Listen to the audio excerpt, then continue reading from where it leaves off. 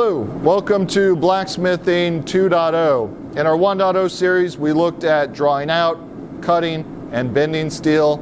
In this series, we're going to focus on some new skills, namely forge welding, which we're going to explore with chain links, as well as doing some upsetting, both around the eye of this hook and in a drift that we're going to make for the hook.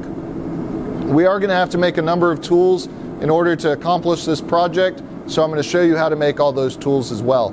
So, in addition to the hook and chain, which we make in the 2.0 class, we're also going to make a drift, which is part of the class that we teach out here at Pioneer Farms, and we're going to make a punch, a center punch, and a spring fuller.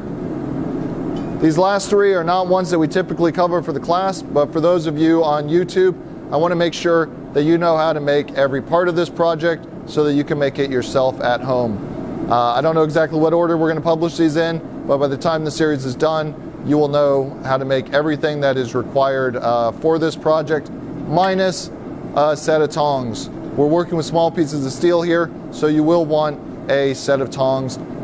Preferably ones with some pretty long handles on them when we get to the forge welding section. So I look forward to walking you guys through all of this. If you have any questions, comments, please put them down in the comments and we will make sure to respond to all the ones that we respond to.